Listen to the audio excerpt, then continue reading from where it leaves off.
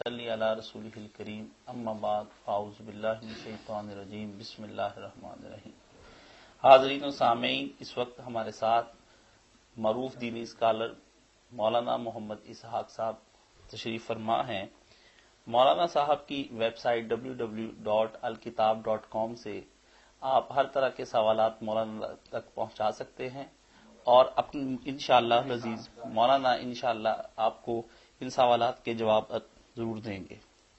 دوسرا، اسی web site کو ہم مولانا ishaq.com کے نام سے بھی معروف یہ جانی جاتی ہے۔ میں مولانا سے وہ ای میل جو ہمیں ابھی تک موصول ہوئی ہیں ان کے بارے میں پوچھوں گا اور انشاءاللہ العزیز آپ کے تسلی اور تشفی کے لیے مولانا یہ سوال آپ تک، ان کے جواب آپ تک پہنچائیں گے۔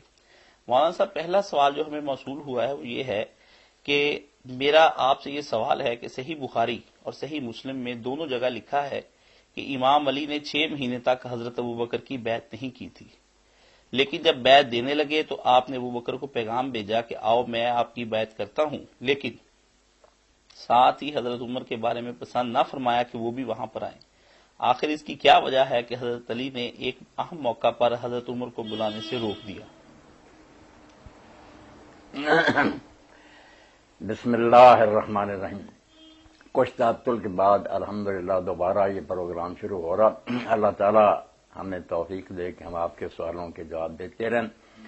اللہ ہمیں حق کہنے کی توفیق دے اور ہمارے اور آپ کے سینوں میں اللہ تعالی حق کے لیے جگہ پیدا کرے اور امت کی وحدت کا سامان کرے۔ تو یہ پہلا سوال جو حضرت علی رضی اللہ عنہ کی بیعت کے بارے میں کتابوں میں بے شک ایسا بھی ہے کہ اسی دن حضرت علی رضی اللہ عنہ نے بیعت کر لی تھی حضرت زبیر رضی اللہ عنہ، مگر میں ایسی باتیں جو زیادہ مستند نہیں ان کی طرف نہیں جاؤں گا۔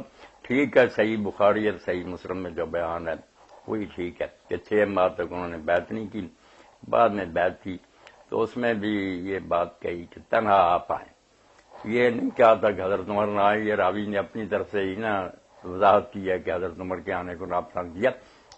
ان کے الفاظ میں صرف یہی تھا کہ آپ تنہا آئیں۔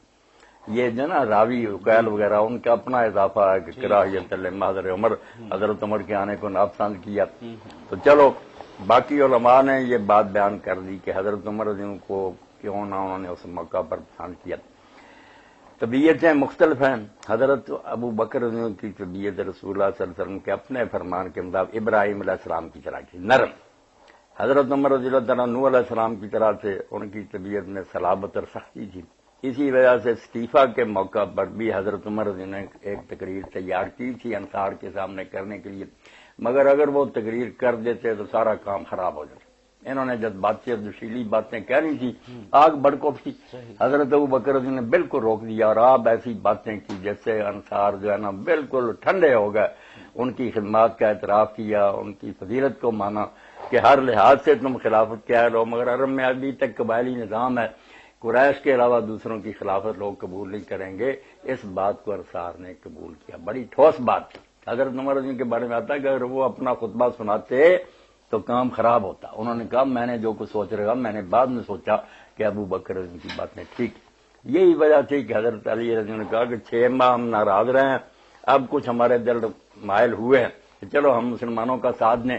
تو حضرت عمر رضی اللہ عنہ اگر آئے نا تو ان کی طبیعت میں وہی سختی اور جذباتیت ہے، اگر انہوں نے پھر کچھ تیش کی باتیں کی تو پتہ نہیں پھر ہمارے دل جو ہے نا ان میں انقباض پیدا ہو جائے اور ہم پھر سے اپنے ارادے سے ہٹ جائیں، اس لیے انہوں نے یہ بات کہی، ورنہ حضرت عمر رضی اللہ عنہ سے وہ کوئی نہیں ناراض تھے، ساری عمر ان کا ساتھ دیا۔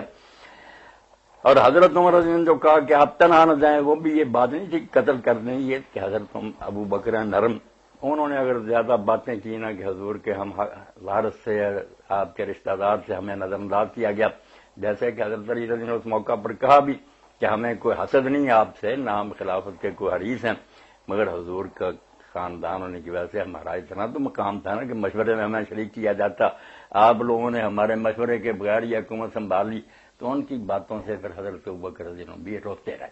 تو اب حضرت عمر اس بات سے ڈر گئے کہ کہیں وہ ایسی باتیں نہ زیادہ کریں کہ حضرت ابوبکر کوئی اور ہی فیصلہ کرنے پر مجبور ہو جائیں، نرم طبیعت آدمی ہے، اس لیے انہوں نے کہا کہ تنہا نہ جائیں۔ حضرت ابوبکر نے کہا نہیں، ان سے کوئی ایسا اندیشہ نہیں، نہ وہ میری توہین کریں گے، نہ کوئی زیادہ ناجائز مطالبہ کریں گے۔ بات اتنی حضرت عمر کی سختی کی وجہ سے انہوں نے کہا کہ بات یار طے ہونے لگی ہے، اگر پھر آ گئے اور جوشیلی باتیں کی تو پتہ نہیں پھر معاملہ بگڑ جائے۔ یہ سارا فتح الباری، نووی، ابی، جتنے شارحین ہیں انہوں نے کھول کر یہ سب کچھ بیان کر دیا۔ باقی جو بیعت نہ کرنا نا ساری امت کے لیے ضروری نہیں کہ اتنا ہر آدمی بیعت کرے، صرف اتنا ہے کہ خلاف نہ کرے اور بغاوت نہ کرے۔ اس لیے اگر کوئی شخص بیعت نہیں بھی کرتا مگر وہ حکومت کے خلاف کوئی قدم نہیں اٹھاتا اور نہ کوئی اختلاف کا اظہار کرتا، بسم اللہ، اس کے خلاف کوئی قدم نہیں اٹھایا جا سکتا۔ جزاک اللہ۔